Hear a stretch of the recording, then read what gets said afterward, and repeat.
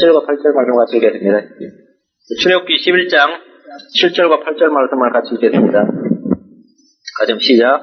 그러나 이스라엘 자손에게나 사람에게나 짐승에게나 개 한 마리도 그 혀를 움직이지 아니하리니 이로써 주가 이집트 사람들과 이스라엘 사이에 구별을 두는 줄을 너희가 알리라 하셨나니 왕의 이 모든 신하가 내게 나려와서 내게 절을 하며 이르기를 당신과 당신을 따르는 온 백성은 나가소서 한 뒤에야 비로소 내가 나가리이다 하고 심히 분노하며 파라오를 떠나 밖으로 나가니라. 예. 모세가 이제 심히 분노한 장면이 나옵니다. 그런데 이 8절 말씀은 모세가 파라오한테 다시 승리를 선언한 승리 선언입니다. 오늘은 모세의 승리 선언입니다. 모세의 승리 선언. 항상 기도하십니다. 위대하시고 거룩하신 아버지 하나님, 늘 저에게 이김을 주시고 승리를 주심을 인해 감사합니다. 특별히 원수의 면전에서 하나님께서 참으로 넘치는 잔을 저에게 부어주시고 풍성한 식탁을 예비하심을 인해 감사합니다. 아버지 하나님, 저희가 늘 참으로 패배하지 않고 승리할 수 있도록 그 시간 승리 비결을 가르쳐 주시고 저희가 모세와 같이 파라오 앞에서 당당하게 승리를 선언할 수 있도록 인도해 주시며 오늘 특별히 말씀에 기름 부어주시고 성령의 조명을 더 허락해 주셔서 서로 연약하고 미천한 종이 전하는 이 말씀이 우리 성도들의 마음 가운데 깊은 들림과 깊은 이해와 또 영적인 조명을 주시고 풍성한 양식이 될 수 있도록 은혜를 베풀어 주시기를 기도 원합니다. 아버지 하나님께서 이 시간 저희와 함께 계시고 저희 가운데 계심으로써 또 저희 안에서 역사하시는 그 주님의 임재가 더욱더 실체화되고 또 더욱더 구체화되고 성도들이 모두 충만한 기쁨을 누릴 수 있는 그런 시간이 되도록 복 주시옵소서. 예수 그리스도로 기도합니다. 아멘. 성도는 누구나 예외 우리 주 예수 그리스도께서 승리하셨음을 선포하며 승리의 전사이시고 승리 소식을 알려주는 전령들입니다. 전쟁에서 적을 이겼다는 소식보다 더 큰 기쁨은 없습니다. 얼마 전에 TV에 보셨죠? 전 세계 모든 뉴스가 미국과 영국을 비롯한 동맹군과 이라크와 아랍간 사이에 일어난 전쟁을 상세히 보도를 했습니다. 미국을 지원하는 쪽은 미영 동맹군이 포전한다는 소식에 걱정을 했고 반대로 아랍군은 만세를 불렀습니다. 반대로 며칠이 지나자 미국이 쉽게 전쟁을 끝내버리자 미국을 반대했던 사람들은 찬물을 끼얹은 듯이 기가 팍 죽어버렸고 지원했던 쪽은 만세를 불렀습니다. 승리를 전하는 앵커들의 목소리는 그지없이 밝고 들떠있었고 바그다드 광야에 높이 서있던 후세인의 동상이 쓰러지는 장면은 몇 날 며칠이나 반복적으로 방영을 했습니다. 승리의 소식은 아주 작은 것이라도 기쁩니다. 전쟁이든 스포츠든 무엇이든지 진 것보다는 이긴 것이 훨씬 낫습니다. 전쟁에서 승리를 예감하면서 아니면 확신하면서 전쟁에 나가는 군사들은 매우 복된 군대입니다. 무엇보다 우리의 대장이 패전을 모르는 사령관이라면 얼마나 좋겠습니까? 2차 세계대전 때 독일 군들이 제일 배치받고 싶었던 부대가 뭔지 아세요? 롬멜 장군의 휘하에 들어간 거였습니다. 롬멜 장군의 휘하에만 들어가면 이거 끝내주는 거예요. 롬멜 장군이란 말만 들어도 영국군은, 연합군은 겁을 먹었어요. 롬멜이나 이름만 들어도 롬멜 장군 휘하에만 들어가면 좀 그나마 안전한 거예요. 대장이 워낙 뛰어난 장군이었어요. 마찬가지로 우리가 그리스도 예수의 군사, 우리 주 대장이 그리스도 예수란 사실 하나만으로도 이것은 굉장한 그 힘을 얻습니다. 주님은 구원의 창시자이며 구원의 대장이십니다. 히브리서 2장 10절에 자신을 위하여 모든 것을 존재하게 하시며 또 자신으로 말미암아 모든 것을 존재하게 하신 그분께서 많은 아들들을 이끌어 영광에 들어가게 하시는 일에서 그들의 구원의 대장을 고난들을 통하여 완전하게 하심이 합당하도다. 우리 예수께서는 완전한 그런 구원의 대장이라는 거죠. 그래서 주님께서는 복음을 증거해서 혼을 이겨오는 것을 가지고 soul winning이라고 그럽니다. soul saving이라고 그러지 않고 soul winning이라고 그래요. win하다 이긴다는 말이죠. 혼을 이겨온다는 말이에요. 전쟁에서 이겨온다는 거죠. 이긴다는 거죠. 잠언 11장 30절에 보면 의로운 자의 열매는 생명나무니 혼들을 얻는 자는 지혜로운 자니라 할 때 혼들을 얻는 자는 되게 win soul. 이 혼들을 얻는다는 말은 혼을 이겨온다는 데서 win이라는 단어를 씁니다. win, 이긴다, 승리한다. 신경성에서 그렇습니다. soul winning이라고 해서 우리는 지금 물론 구혼인데 구혼이 말이 이상해서 구령이라고 그러죠. 혼을 이겨온다. 하나님께서 모세를 통해 이집트에서 자기 백성을 구출하는 것이 영적 전쟁의 승리이신 것과 마찬가지로 우리가 복음을 통해 잃어버리는 혼들을 구원하는 이런 혼을 이겨오는 영적 전쟁의 승리입니다. 그래서 우리는 모두 예수 그리스도의 좋은 군사라고 불립니다. 디모데후서 2장 3절 4절에 그러므로 너는 예수 그리스도의 좋은 군사로서 고난을 견뎌내라. 전쟁을 치른 자는 아무도 이 세상 삶에 얽매이지 않냐나니 이것은 자기를 군사로 택한 자를 기쁘게 하려 함이니라. 구약에서는 성도들이 실제로 때로 만든 칼과 화살을 잡고 그 전쟁을 수행했습니다. 반면 신약의 성도들은 하나님의 전신갑옷을 입고 성내의 칼을 들고 전쟁을 수행하는 건 차이가 있습니다. 구약의 모든 사건들은 신약의 우리들에게 영적인 교훈과 배움을 위해서 기록되었다는 점에서 우리는 모세의 승리선언을 눈여겨볼 필요가 있습니다. 모세는 40년 전에 이 파라오를 피해서 광야로 도망을 갔던 패배한 군사였습니다. 하지만 오늘 모세는 파라오 앞에서 당당히 승리를 선언하고 있습니다. 40년이 지나 모세가 파라오를 이길 수 있었던 것은 40년간 은밀히 힘을 길렀거나 군대를 양성했거나 파라오의 궁에 첩자를 심어두었기 때문이 아닙니다. 하나님의 도움과 손길이 있었기 때문입니다. 우리 역시 우리가 이전에 패배하고 등을 돌려야 했던 것에서 승리를 경취할 수 있습니다. 주님은 십자가에서 죽음을 맞으러 가시면서 제자들에게 승리를 선언하셨습니다. 요한복음 16장 33절, 요한복음 16장 33절, 앞에 여기 갈피 꽂아놓으시고, 요한복음 16장 33절. 죽으러 가시는 주님께서 슬픔에 겨워가지고, 막 기가 팍 죽어서 예루살렘으로 어쩔 수 없이 가는 터덜터덜 가는 게 아니라, 제자들한테 뭐라고 그러셨냐면, 너희에게 이 일들을 말하는 것은, 너희로 하여금 내 안에서 평안을 누리게 하려 함이라. 슬픔, 걱정, 근심이 아니라, 평안을 누리게 하려 함이니라. 세상에서는 너희가 환난을 당하나 기운을 내라. 내가 세상을 이겼노라. 내가 세상을 이겼노라. 우리는 세상을 이기신 주님의 군대입니다. 그러므로 언제든지 승리를 주장할 수 있고 쟁취할 수 있습니다. 이 시간 주님께서 주신 승리를 감사하며 하나님의 말씀을 보겠습니다. 7절입니다. 다시 출애굽기로 돌아옵니다. 출애굽기 11장 7절. 그러나 이스라엘 자손에게는 사람에게나 짐승에게나 개 한 마리도 그 혀를 움직이지 아니하리니 이로써 주가 이집트 사람들과 이스라엘 사이에 구별을 두는 줄을 너희가 알리라 하셨나니. 하나님은 마지막 10번째 장자재앙에서 이스라엘 자손들은 물론이고 거기에 속한 짐승이나 개 한 마리도 죽지 않을 것이라고 말씀하셨습니다. 우리는 여기서 성경이 민족차별, 인종차별, 성별에 대한 차별, 계급차별, 종교를 차별하는 뭐든지 차별하시는 하나님을 볼 수 있습니다. 성경은 분명히 그 민족차별이에요. 인종차별이고. 그죠? 계급도 차별하고, 종교도 차별하고, 성별도 차별합니다. 성경은 차별이에요. 오늘날 인본주의자들은 차별을 없애는 것이 하나님의 뜻이라고 주장하지만, 성경은 모든 것에 차별을 두십니다. 오늘날 인종, 성별, 연령, 종교 등의 차별을 철저히 폐지하자고 주장하고 있습니다. 법에서 남녀 성별 차별을 금지하기 때문에 교단에서는 여자 목사나 여자 집사를 세우지 않을 수가 없게 되었습니다. 예를 들어 여자라는 이유로 목사 안수를 주지 않으면 그거는 연방헌법에 위배됩니다. 헌법 위배가 돼요. 동성연애자가 목사한테 찾아가가지고 안수를 해달랬는데 별은 둘에서 해달라 그랬는데 목사가 난 못 써주겠다 그러면 그거는 남녀차별, 성차별에 해당됩니다. 성차별은 아주 큰 벌금 크게 묻는 거예요. 그죠? 우리가 만약 누구 찾아왔는데 고용하는데 당신 언어가 아니면 아시안이기 때문에 안 된다고 하면 레이셜 디스크리미네이션이죠. 민족 차별이죠. 그러면 그래서 공식적으로 뭐 차별이 있단 말이죠. 성경은 성경적인 건 아닙니다. 성경적인 것은 철저하게 이거 다 차별합니다. 차별합니다. 하나님은 외모를 취하시지 않는 분이지만 철저히 차별을 두시는 분이십니다. 하나님께서 차별을 철폐하신 곳은 그리스도 예수 안에서뿐입니다. 그리스도 예수 안에서는 유대인과 이방인의 차별이었습니다. 헬라인이나 유대인의 차별이 없어요. 그리스도 안으로 부르시는 음성에는 인종이나 성별이나 종교나 계급이나 민족이나 언어의 차별이 없습니다. 그러나 그리스도 안에서가 아니라면 주님은 모든 면에서 철저히 차별하시는 차별의 하나님이십니다. 이런 면에서 정통 기독교와 성경은 인본주의자들에게 철저히 배척을 받고 있습니다. 하나님은 이스라엘과 이방인들을 철저히 구별하십니다. 믿는 자와 믿지 않는 자를 철저히 구별하십니다. 셈과 함과 야벳을 다르게 대하십니다. 주님은 주인과 종의 제도를 인정하십니다. 주님은 왕과 신하의 제도를 인정하십니다. 사람들은 모두 차별을 없애고 모든 차별을 없애자고 주장하며 통합을 외칩니다. 남녀 차별을 없애자, 성차별을 금지하자 이렇게 외치다 보니까 이제는 동성연애가 합법화 되고 있습니다. 인종차별을 없애기 위해서 국제결혼을 장려하고 종교 간의 차별을 없애기 위해서 에큐메니컬 운동을 하고 종교 다원주의를 수용합니다.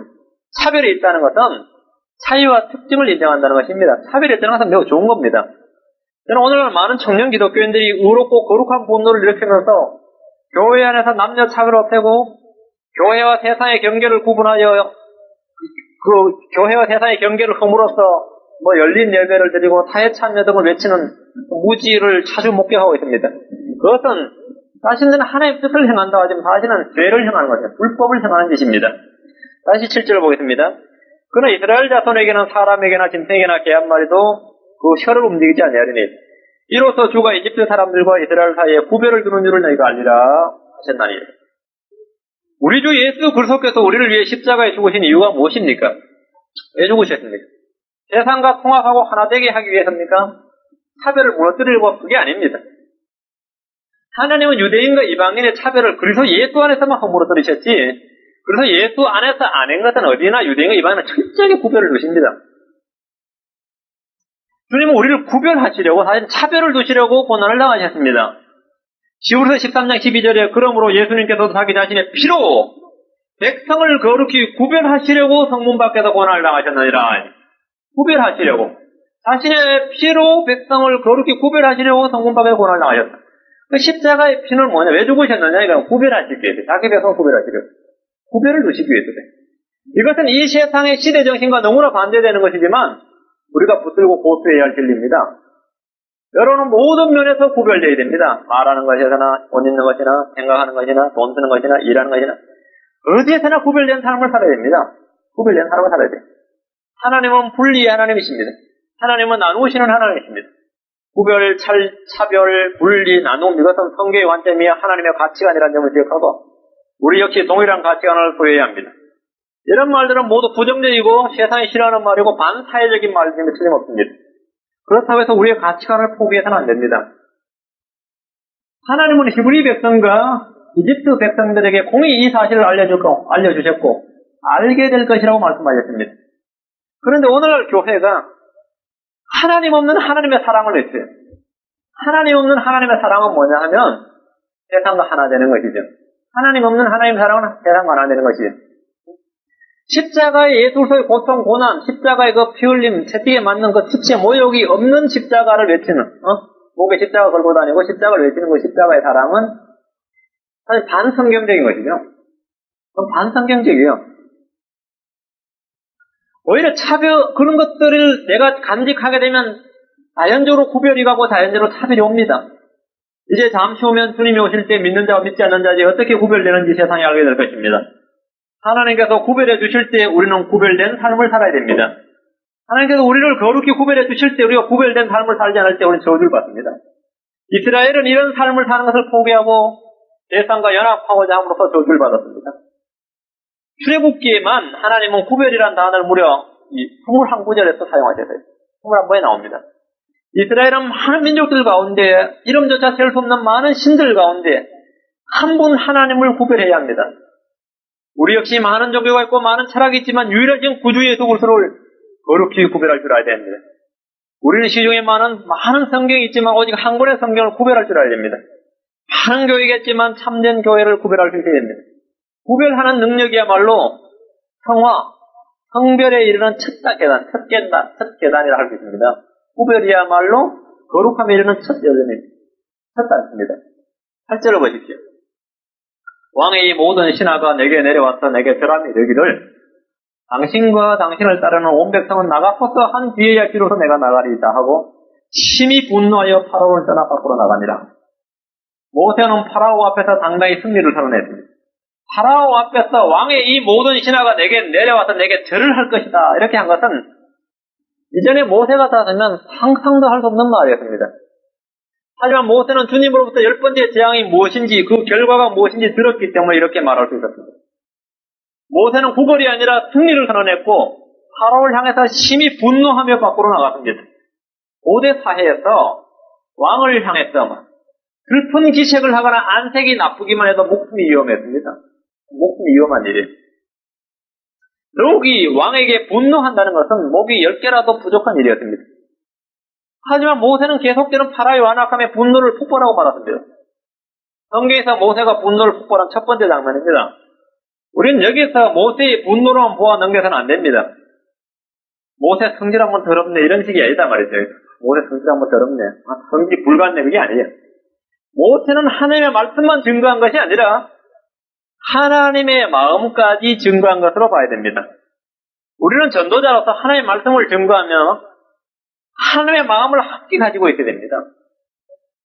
우리는 불신자들에게 전도를 하면서 하나님의 말씀을 모르고 복음을 증거하면서 그 불신자를 향한 하나님의 마음을 같이 전달해야 돼요. 알겠죠? 하나님의 말씀을 증거하면서 연민과 동정의 음성과 표정으로 때로는 불같은 분노로 하나님의 마음을 함께 전달해야 복음이 효과적으로 전달됩니다. 예레미야는 울면서 말씀을 전했는데 그것은 이스라엘을 향한 하나님의 마음이었습니다. 우리 주님 역시 백성들을 불쌍히 여기시고 연민을 보이셨는데 하나님의 말씀을 그대로 전달한 것입니다. 사도 바울 역시 눈물로 훈계를 하고 가르쳤는데 모두 다 하나님의 마음을 그대로 표현한 것이라 볼 수 있습니다. 전도자가 하나님의 말씀을 전하면서 그래서 예수님의 마음을 가지고 있지 않다면 그는 결코 효과적인 구원의 열매를 거둘 수 없을 것입니다. 죄에 대해서 전하면서 희죽희죽 웃거나 말이죠. 지옥에 대해서 전하면서 잔잔한 미소를 보이거나 하늘나라에 대해서 이야기하면서 짜증 섞인 목소리를 낸다면 앞뒤가 전혀 맞지 않는 것입니다. 지금 말은 지금 막 천국의 기쁨에 대해서 이야기하는데 성경은 막 짜증, 음성은 짜증이 막 보여있어요.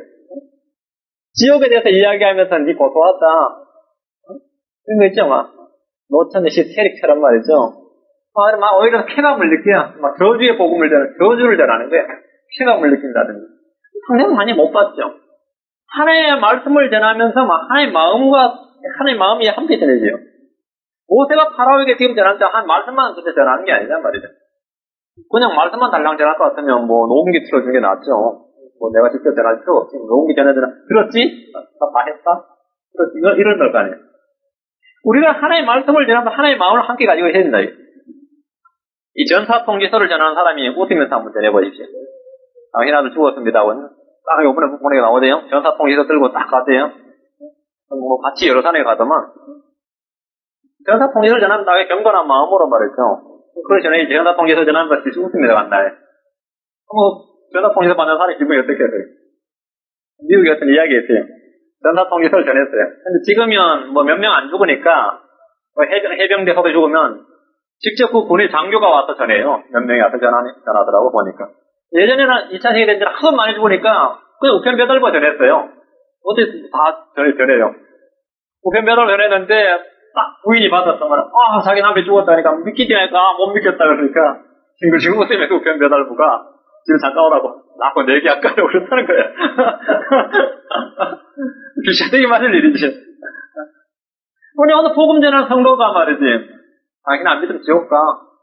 그래, 두고 오자. 나중에 봅시다. 아직 가면 그래. 내 말이 맞나, 네 말이 맞나. 내기할까? 이런 식이란 말이지, 이건. 그럼 당연히 복음 듣는 건 기분 나쁜데, 기분 더럽겠죠. 다음부터 누가 복음 전도자 오면 얼굴도 보기 싫은 거죠. 모르겠어요? 영혼 의사가 환한 미소로 가지고, 세계병은 불치병입니다. 이래봐요. 그는 환자진도 열받죠. 드디어 죽게 되셨군요. 축하합니다. 이런 식이란 말이죠. 말은 아닌데, 제 생각엔 제 속에는 7개월 이내로 죽겠습니다. 이래부터 싱글싱글 웃어봐요. 마음과 말이 일치해야 된단 말이죠. 십자가의 전달자들은 마땅히 그리스도의 영으로, 그리스도의 마음으로 증거를 해야 됩니다. 모세의 분노는 하나님이 모세를 통해 파라오에게 보이신 분노의 표현입니다. 하나님은 불신으로 마음이 완악한 자들을 향해서 분노하셨습니다.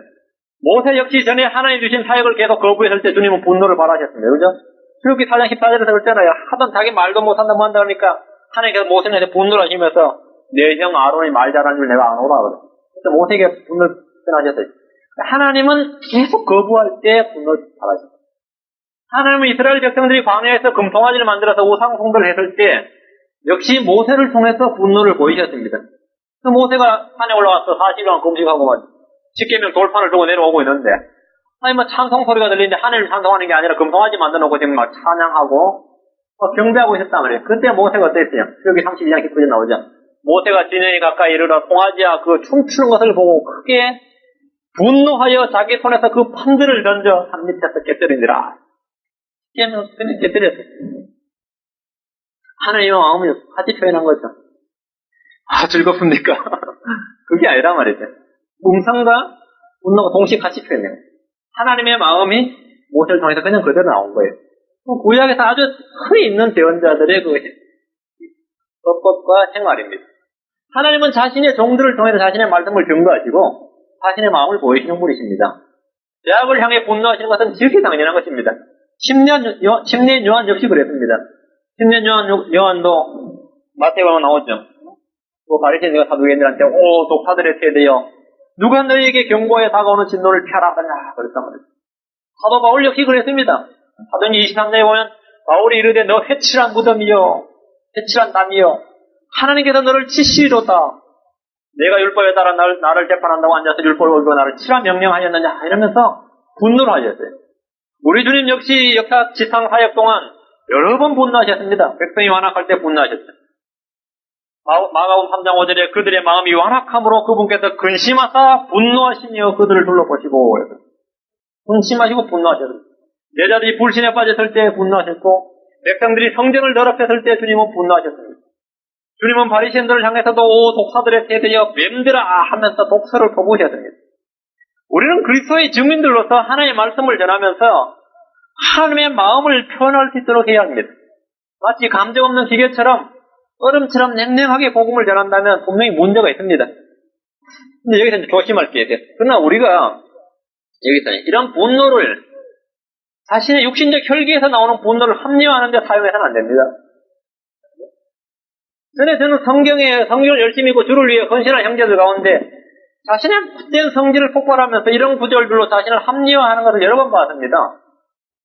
화를 낼 수는 있지만 범죄해서는 안 되며 오래도록 분을 품어서는 안 됩니다. 에베소 4장 26절에 화를 내도 범죄하지 말며 해가 지도록 분을 품지 말고 했습니다. 어리석은 분노는 자신의 영혼과 듣는 이의 혼을 파괴합니다. 그리스도인은 까닭없이 화를 내서는 안 됩니다. 에베소 4장 31절에 너희는 모든 악독과 진노와 분노와 소리 지르는 것과 비방하는 것을 모든 악의와 함께 벗어버리고 함께 버리고 했어요. 주님의 마음을 표현한 게 아닌 그 자신의 혈기를 표현한 걸 가지고 의로운 분노다, 거룩한 분노다 그러면 안 된다 이거죠. 그건 죄악이란 말이에요. 본래 3장 8절도 이제는 너희도 이 모든 것을 내어버리라. 곧 분노와 진노와 악의와 신상 모독과 너희 입에서 나오는 더러운 대화라. 벗어버려. 분노는 벗어버려준다. 성도들이 주님의 영으로 충만한 가운데 분노하는 것은 얼마든지 환영입니다. 하지만 모세의 분노가 언제나 다 환영받았던 것은 아닙니다. 모세가 백성들 앞에서 하나님의 말씀을 대언하며 분노할 때라고 해서 하나님께서 역시 모세는 내 마음을 다 표현한다 그건 아니에요. 모세도 그렇지 못할 때가 있었습니다. 그가 하나님의 말씀을 받았지만 하나님의 마음이 아니라 자신의 감정을 표현했던 분노에 대해서는 주님께서 단호히 책임을 물으셨습니다. 민수기 20장 10절 봅시다. 민수기 20장 10절. 하나님은 모세와 아론에게 분명히 말씀을 주셨어요. 그때 백성들은 물이 없었을 때죠. 광야에서. 민수기 20장 10절 보시면 민수기 20장 10절 8절에서 주님은 모세에게 말씀을 주셨어요. 그죠?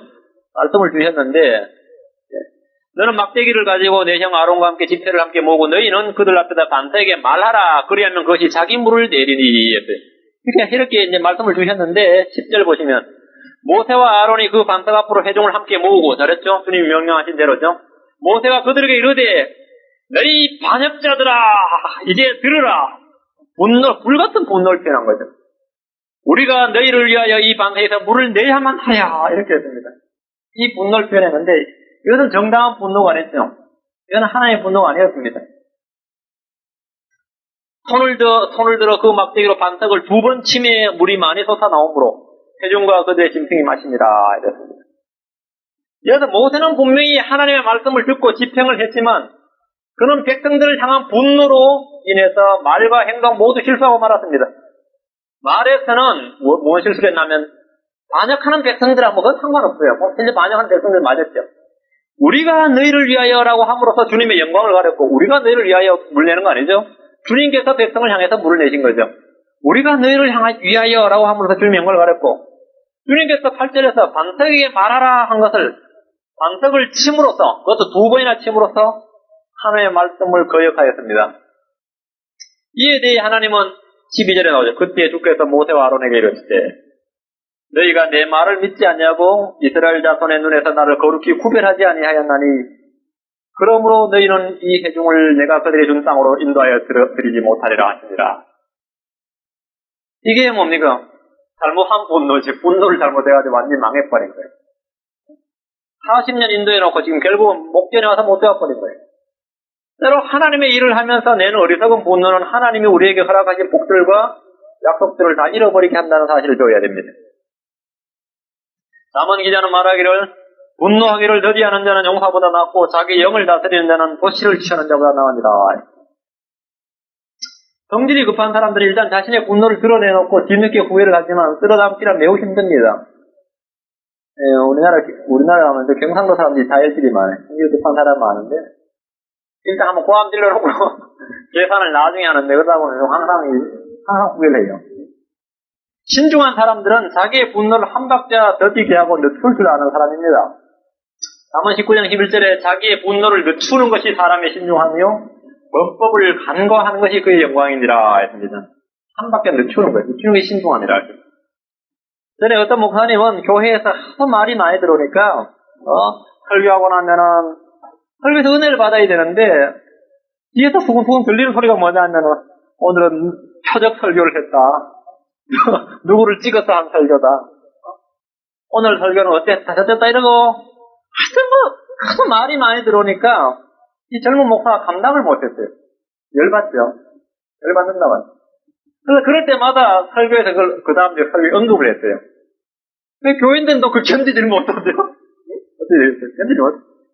목사님은 바로 잡아준다고 성경 구절들을 제시했지만 자기는 왜 책망이라고 생각을 하고 이제 설교를 했어요. 잡아줬죠. 책망과 바로 잡으니까. 근데 결과는 정반대로 드러났습니다. 그래서 할수록 분노가 치밀 때마다 그래 이 일을 한 달 뒤쯤에 설교하자 이런 마음을 먹게 됐어요. 잊혀질 때쯤 설교하자. 근데 한 달 정도 기다려보니까 그 문제가 유야무야되고 없었습니다. 없어져 버렸어요. 때론 바울이 잘못한 베드로를 즉석에서 책망을 하듯이 즉각적으로 해야 할 일도 있겠지만 형제들 간의 대부분의 문제는 분노를 늦추는 것이 최상입니다. 부부관계도 마찬가지입니다. 전에 다혈질의 부부가 있었는데 하도 자주 싸우다 보니까 살림이 나만 알지를 않았습니다. 여러분 알지만 살림을 두들겨 부수거나 던지는 이 부부 싸움은 대부분 다 부서질 게 없는 살림들이에요. 그냥 플라스틱이든지 고무든지 이런 거 집어 던져도 다시 제자리에 권상복귀 하면 되지. 근데 골동품이 많은 집에서 집어 던지고 하는 사람은 거의 없어요. 골동품이 많고 비싼 거를 많은데 집어 던지며 싸우는 부부는 잘 없어요. 보통 이제 집어 던지는 부부들은 양철, 스테인리스 그릇 같은 거 아무 집어 던져도 괜찮은 것 같아요. 근데 다들 하니까 때려 부수고 하니까 둘 다 다혈질이야. 나는 못 던질 줄 아나. 이런 식이란 말이죠. 그래서 하도 자기들도 생각이 이게 좀 심한가 생각했단 말이야. 그래서 약속을 했어요. 분노가 폭발할 때면 서로 물 한 잔씩을 입에 물고 있기로 했어요. 물 한 잔씩 입에 물고 있는데 찬물을 입에 물고 있다가 찬물이 입에서 더워지면 되겠죠. 찬물이 입에서 더우면 시간 별로 안 걸립니다. 1분에 2분이면 돼요. 근데 그렇게만 해도 싸움이 거의 없어지더라는 거예요. 그렇게 해도. 분노를 늦추는 것이 사람의 신중함이다 말이에요. 다시 8절 보시면 다시 여기 11절. 왕의 이 모든 신하가 내게 내려와서 내게 절을 하며 이러기를 당신과 당신을 따르는 온 백성은 나가소서 한 뒤에야 비로소 내가 나가리이다 하고 심히 분노하여 파라오를 따라 밖으로 나가니라. 모세는 파라오의 신하들로부터 절을 받을 것이며 항복을 받을 것이라고 공언을 했습니다. 파라오 앞에서 파라오의 신하들이 모세에게 찾아와서 절을 하며 당신과 당신을 따르는 온 백성은 나가소서라는 말을 듣기 전에는 나가지 않겠다는 거예요. 그렇게 말해야 비로소 내가 나가리다 했으니까 그 말 안 하면 내가 안 나가겠다는 거예요. 완전히 전에 하고 완전히 180도 뒤바뀐 겁니다. 이 얼마나 가슴 벅찬 일입니까? 일반적으로 해방이나 독립이란 것은 말이죠. 자신의 나라를 점령한 국가의 군대를 몰아내므로서 얻어지는 것입니다. 그런데 이스라엘은 자신의 나라에 있는 이집트 군대를 몰아내는 것이 아니라 자신들이 이집트에서 나가는 거예요. 그죠? 출애굽은 파라오를 몰아내는 것이 아니라 자신들이 나가야 하는 거예요. 만약 하나님께서 모세를 통해 파라오를 몰아내고 이집트를 정복하게 하셨다면 오늘날 교회는 이 세상을 개혁하고 정복하는 혁명정신으로 무장을 해야 됩니다. 그러나 하나님은 세상을 예표하는 이집트를 떠나게 하셨습니다. 이는 우리 역시 이 세상을 버리고 떠나야 할 것임을 예표하는 사건입니다. 모세의 이 말은 앞으로 대환란을 거칠 유대인들에게 동일하게 적용되는 말입니다. 대환란 때의 재앙을 겪으면서 온 세상은 모두 유대인들을 팔레스타인 땅으로 귀환하도록 자기 땅에서 내쫓을 것입니다. 허락할 것입니다. 나가소서. 그들은 세상에 아부를 하거나 가게 해달라고 비는 것이 아니라 오히려 저를 받으면서 나가소서란 말을 듣게 될 것입니다. 하나님은 승리를 주시는 하나님이십니다. 그리스도인은 싸움을 해야 하는 군인입니다. 우리는 어떻게 승리할 수 있습니까? 주님이 승리하셨다는 사실을 기억하면 됩니다. 주님이 전하시며 주님이 대장이십니다. 우리의 싸움은 혈과 육이 아닌 영적인 전투입니다. 우리는 어떻게 승리할 수 있는가? 세 가지 방법이 성경에 나와요. 고린도전서 15장 57절입니다. 고린도전서 15장 57절. 어떻게 하면 파라오의 신하들이 내게 와서 절을 하면서 나가소서 하게 하느냐 말이에요. 고린도전서 15장 57절. 우리는 그리스도를 통하여 승리할 수 있습니다. 고린도전서 15장 57절. 그러나 우리 주 예수 그리스도를 통하여 우리에게 승리를 주시는 하나님께 감사하노라. 그러나 우리 주 예수 그리스도를 통하여 우리에게 승리를 주시는 하나님께 감사하노라. 그리스도는 만능의 열쇠이며 해결책임의 해답입니다.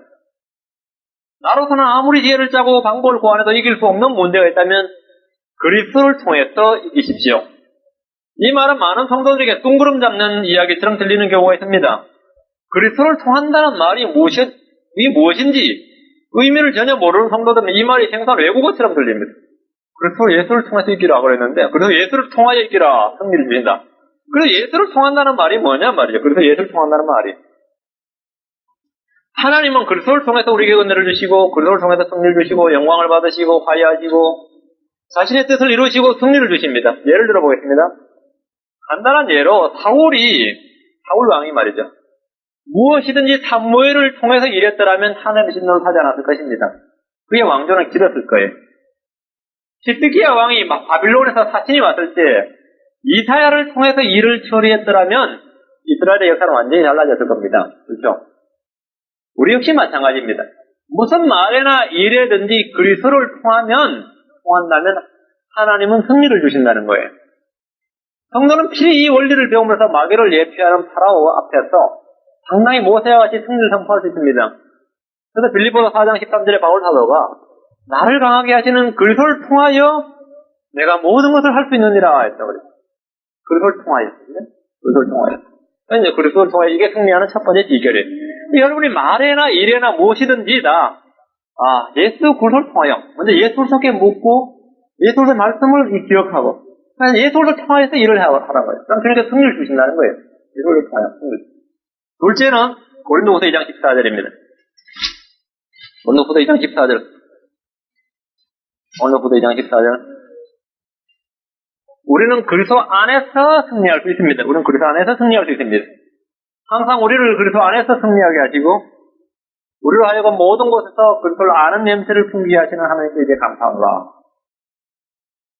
항상 우리를 그리스도 안에서 승리하게 하시고 항상 승리하게 하시고 그리스도 안에서란 말, 그리스도 아니란 우리의 홈그라운드이고 나의 영원한 안식처입니다. 오늘날 그리스도인들이 간절히 승리를 갈구하면서도 또 하나님께서 내 안에 어떤 일을 이루어 주시기를 간절히 소원을 합니다. 마치 치과의사에게 알찬이를 뽑아달라고 요청하듯이 내 안에 있는 죄의 뿌리를 뽑아주시도록 그렇게 기도를 합니다. 그러나 그런 일은 절대 없습니다. 만약 하나님께서 내 안에 죄의 뿌리를 완전히 뽑아주신다면 나는 다시 기도할 일도 없고 쓰러질 일도 없고 주님을 의뢰할 일도 절대 없을 것입니다. 그렇죠? 죄의 뿌리를 주니까 뽑아가셔야 되니까 그렇겠죠? 주님께서 내 안에 죄의 뿌리를 치과의사가 내 이를 뽑듯이 썩은 이를 뽑듯이 뽑아가는 일은 없어요. 그런 일은 없어요. 주님께서 우리를 승리를 주실 때도 마찬가지고 마치 우리가 애들한테 선물 주듯이 오늘 내가 너에게 승리를 주면 이런 승리는 없어요. 그래서 그런 식으로 주신 그런 게 아니라는 거예요. 어떻게 주냐면 항상 우리를 그리스도 안에서 승리하게 하시고 그리스도를 통하여 승리를 주신다는 거예요. 이 말 잘 이해하셔야 돼요. 하나님은 우리 안에 어떤 일을 이루셔서 승리하게 하시지 않고 항상 우리를 그리스도 안에서 승리하게 하십니다. 이 말이 지금 생소한 말로 들리는 분이 없길 바랍니다. 영적 경험과 믿음이 얕은 형제들이 자주 오해하는 것 가운데 하나는 성경의 의의들을 듣지만 전혀 의미를 깨닫지 못하는 상태에서 몇 년을 흘려보낸 겁니다. 이 그리스도 안에서란 말은 바울서 신서에만 150번이 넘게 나오는 그리스도인의 삶에서 가장 중요한 말입니다. 하나님은 그리스도 안에서 모든 영적인 일들을 이루시고 우리는 믿음으로 그것을 받도록 해주셨습니다. 승리를 원한다면 내 안에 어떤 음성이 들리거나 빛이 임하거나 마음 가운데 기쁨이 가득 차는 그런 체험을 구할 것이 아니라 이미 그리스도 예수 안에서 이루어진 일들을 믿음으로 취하시면 됩니다. 믿음 취하시면 돼요. 그래도 오직 의인은 믿음으로 말미암아 살리라 하는 말은 주님께서 그리스도 안에서 이루어 놓으신 일들 너희가 취해가라는 말입니다. 그리스도 안에서 이루어 놓은. 내가 10년, 20년, 30년, 40년 신앙생활에도 언제든지 실족할 수 있는 이유는 그것이 내 안에서 이루어진 일이면 내가 실족을 안 하죠, 당연히. 그것이 그리스도 안에서 이루어진 일이기 때문에 내가 그리스도 안에서 믿음을 취하지 않으면 언제든지 실족할 수 있는 거예요. 하나님께서 모든 일을 그리스도 안에 이루어 놓으시기 때문에 그래요. 근데 아무리 연약한 성도라도 언제든지 승리할 수 있는 이유는 내가 그리스도를 신뢰하는 한은 언제나 승리할 수 있어요. 그래서 그리스도 안에 이루어 놓으시기 때문에 그래요. 근데 그 하나님께서는 항상 우리를 그리스도 안에서 승리하게 하신다. 내가 이 원리를 취할 수 있다면 이것을 내가 믿고 이 원리를 내 안에 적용할 수 있다면 내가 항상 승리할 수 있습니다. 그 이론적으로는 내가 항상, 성경적으로는 항상 내가 승리할 수 있고 항상 이길 수 있습니다. 성도들이 승리를 하게 되면 자신이 잘 나타나는 자신 안에 어떤 통화가 되어서 자신 안에 어떤 믿음이 크게 성장을 해서 승리하는 일로 착각을 하게 돼요. 보통 이제 쓰러집니다. 보통 그때 자빠져요. 내가 이제 몇 년 하고 성경을 많이 배우다 보니까 역시 달라졌어. 그래서 제가 전에도 이야기했지만 그런 사람들은 성령을 이제 성령 10번 받고 100번 받고 몇 번 물어도 항상 원상복귀. 성령 받았다 그러면서 막 충만해가지고 얼굴이 광채가 번쩍번쩍 나고요. 교회 보면 교회 일을 자기 집안 일보다 더 번쩍을 하고요. 야, 저 사람 뭔가 달라졌다 싶은데 며칠 지나면 푹 죽어 있어요. 그럴 때가 있고 또 팍 죽을 때가 있고 그래요. 왜? 이 사람은 자기 안에 어떤 걸 계속 원하기 때문에 자기 안에 뭐가 있는 것 같을 때는 완전히 불같은데 자기 안에 뭐가 사라진 것도 내가 왜 이러들까? 또 한번 부흥에는 어디 가서 또 약발이 떨어졌다 이거지. 약발이 떨어졌다. 주님은 내 안에 어떤 마약을 투여하듯이 그렇게 하는 게 아니란 말이죠. 어떤 힘을 그렇게 공급하는 게 아니라 그리스도 안에 모든 일을 이루시고 항상 그리스도 안에서 승리를 쟁취하게 하시는 거예요. 이 성도의 삶이에요. 그리스도 안에서 승리를 누신다. 우리는 이미 그리스도와 예수 안에서 이루어진 일들을 믿음으로 취하면 됩니다. 승리는 감정에 의존하지 않고 하나님의 말씀에 의존하는 것입니다. 그래서 요한일서 4장 4절에 어린 자녀들아 너희는 하나님께 속하였고 또 그들을 이겼나니 이는 너희 안에 계신 이가 세상에 있는 그보다 더 크시기 때문이더라. 내가 그걸 믿으면 그 믿음을 내가 체험하는 거예요. 실제 마음에 체험하는 거예요. 세 번째 우리가 이기는 방법은 요한일서 5장 4절입니다. 요한일서 5장 4절. 승리는 어떻게 오는 거예요? 요한일서 5장 4절.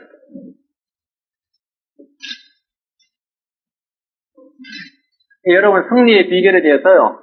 강론을 아무리 듣고 부흥회를 아무리 따라다녀도 그 한순간밖에 없습니다. 너무 감격에 눈물까지 흘려가지고 흘려서 나 이제 완전히 성화됐어. 이제 전에하고 차원이 다른 삶을 살게 됐어? 맞아요. 며칠입니다. 그렇죠? 그 동안 며칠이에요. 우리 아내가 아닙니다. 우리 아내가 아니라 그리스도 안에 있습니다. 그리스도 안에.